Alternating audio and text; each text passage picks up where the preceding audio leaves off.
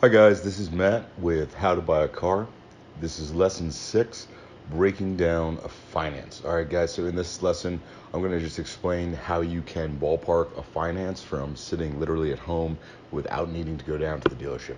So guys, working out a ballpark monthly payment is a lot simpler if you just watched breaking down a lease than that. It's a lot easier to figure out a ballpark, but sometimes it can seem a little bit challenging if you don't know all the numbers you'll have to add up. So we're just going to break it down one by one. So first, the selling price of the car. So guys, this is pretty easy, right? Dealerships have everything. Facebook ads, they have them on, Google, everywhere you can find these ads for these cars the dealerships are selling. So if you get a selling price of the car you're interested in offline, don't have to talk to a dealership directly. And again, maybe it's not the final price you're going to buy the car for, but it does give you a ballpark of around how much the car will be. So then we're going to add sales tax for where you're going to register the car depending on your state and your county. You can look this stuff up on Google, guys. This is really just a quick Google search of, um, Rockland County, New York sales tax, and it'll pop up with that particular sales tax for that county. Registration fees. This could be a little bit harder to get on Google, but if you really want to needle it down to an exact number, call DMV. All right, guys, you're going to have the car's info because you picked a car already for this. So just give them the make and the model, and they'll give you what it would cost to register the car. All right, there's a phone call to DMV. You don't have to go down. Most states will have DMV online that you can kind of do this with, but just in case they don't, you can call. Doc fees. Super important, guys. So doc fees are going to change state to state, and they're kind of crazy. In New York State, they're regulated, so they're $75. States like New Jersey, North Carolina, Florida, they're unregulated, and they can literally be anything the dealership decides to make it, and that's kind of a way for them to get their profit in. But this, you can look this up on Google. Again, this is a really quick search, just New York State doc fee, North Carolina doc fee, and so on and so forth. So guys, you're just going to add these all together: the selling price of the car, the sales tax, the registration fees, and the doc fees. Okay, then it's pretty easy. You're just going to divide the total by different terms to figure out the range you're interested in. So for an example, we have a car that's selling for $20,000, okay? And the sales tax in Rockland County, New York, where we were doing kind of this example, 1675 is my sales tax. Now, registration with new plates on a car in Rockland County, New York is going to be $260 from New York State DMV. I just said the doc fee in New York has to be $75. It's regulated, cannot change. So the total we're going to divide by, or the total we need to divide, is $22,010. So guys, this is pretty easy. Just divide that by the terms of a normal loan for an auto loan, anywhere from 24 to 84 months, broken down by 12 months at a time. That's generally how you're going to see finance terms broken down, because that's year by year. Okay, so it takes you all the way from 2 years all the way out to 7 years, which is kind of a long term. Now, one thing to keep in mind, guys, is that the longer your term goes, so as you go from 24, 36, 48, 60, 72, 84, the longer it gets, the higher your interest rate is going to be. Okay, the bank is taking a longer and longer risk, so they're going to ask for more and more and more interest as we get down to the lower terms. So just keep that in mind, okay, guys, that, hey, 262 looks really nice with 84 months, but the interest between 72 and 84 could be pretty drastically different.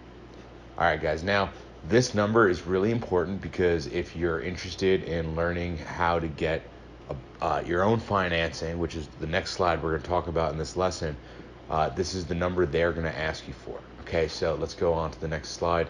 So how to buy a car. This is finding the best financing, guys. This is just my personal opinion of how to do this. Okay, from being in the car business, buying cars myself. I'm just going to kind of break it down how I would do it myself. So please consider a local credit union. Okay, let me explain why local credit unions are a great option. They have to earn local business. Okay, they only take business from where they are. So if you're local to them, you can get a membership there. If you're out of state and it's a local credit union, they won't even give you an account because you're not local to the area. So local credit unions work extremely hard to earn people's trust and their business who are local. So in your area, if you have a credit union, chances are they're going to be one of the most aggressive rates possible. Okay, guys. So, like I just said, if you're gonna want to have the $22,010 total figure with all this included, okay, guys, and you're gonna ask them, hey, listen, I'm looking at a Ford Taurus, and the total out the door is gonna be 22,010. You know, they're gonna ask you for the year 2014. It's got 30,000 miles. They're gonna ask you for all the info on the car. They might ask you for the VIN number, and you're just going to have to give that to them, and they can give you an idea, right? They can tell you, hey, you know, if your credit is a 500 to 600 or 600 to 700, 700, 800, this will be the interest rates around about. So they can give you a good ballpark, and again, a local credit union or even your local bank that you have a good relationship with, okay? TD, Chase, Wells Fargo, whoever you happen to use, if you already have a relationship established with a bank, it's a good place to start. But they're going to ask for all this information. They're going to be able to give you that range of, hey, this is kind of where the interest will be before they ask you to run your credit. They won't tell you an exact rate, but most banks have offers for auto loans every single month. Every single month they change their rates for auto loans because they know it's a big part of what people come to a bank to get a loan for. All right, so this is really awesome. If you're working with a local dealer, there's still a good chance you can sign and pick up if you get your own financing. And even if, and I say this locally because if you're using a credit union that's local, it would have to be a local dealership to have the chance of signing paperwork at the dealership.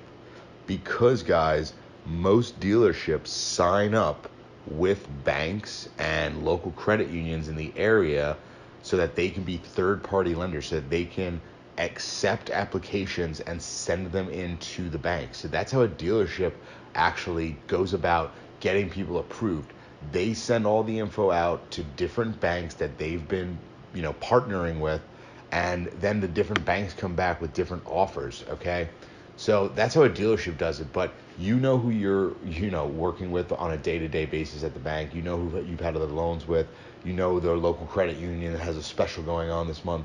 But if your local credit union happens to be a partner with the dealership, or you get it at like a major name like Chase or TD or Wells Fargo, there's this very, very good chance that the dealership will be a partner with them. And all you'll have to do is when you go to the dealership, when you finally make a deal with the dealership and you're going down to check out the car and to look everything over, you can tell them, hey, I already have an approval, a pre-approval with this bank. You work with this bank, I believe, and I'd like to sign my paperwork here. And this way, they can't bump the rate up on you guys. Okay, they cannot bump the rate up on you because you got the loan through the bank yourself. All right, if you do not have a dealer that works with a bank where you got your financing, guys, it's not the end of the world.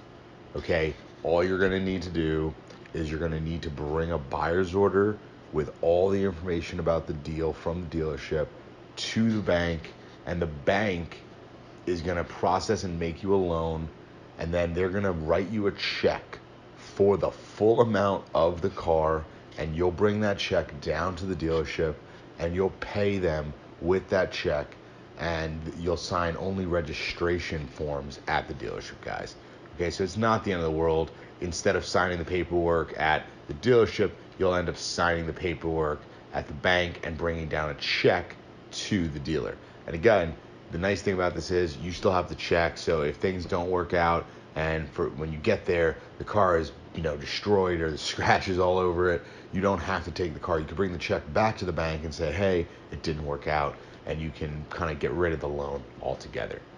All right, this keeps the control of running credit in your hands, and it tells when there's an actual true deal. Okay, guys, so dealerships have an objective of selling a car. So if they have to run your credit 5 times to do that, to find the bank that's willing to give you the interest rate that you want, they'll do it because it's not their credit and they don't care. As long as they sell a car, that's the objective's been met, right? So keeping the control of running credit in your hands is a super important piece of why I would suggest when you're getting financing, if you're going to finance a car, search for it yourself, get it done your own way with your own bank. And again, it tells when there's a true deal. So a lot of dealerships will ask you for credit applications early in the process. And this is a practice of dealerships that maybe, they don't abide to the most moral guidelines when it comes to selling cars. They want to see, hey, can you afford a car? Can I afford to sell you a car?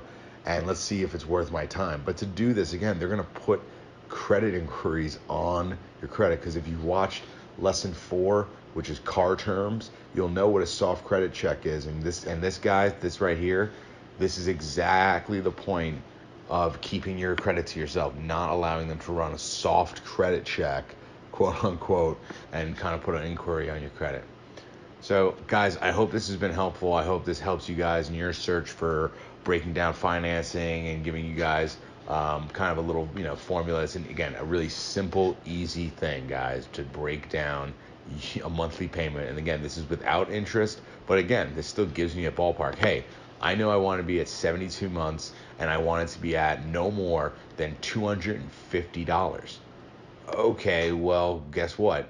This is $50 higher than you want it to be, and it's not even with interest yet. So we already know that, hey, this is pretty steep, right? I'm gonna have to probably increase my budget.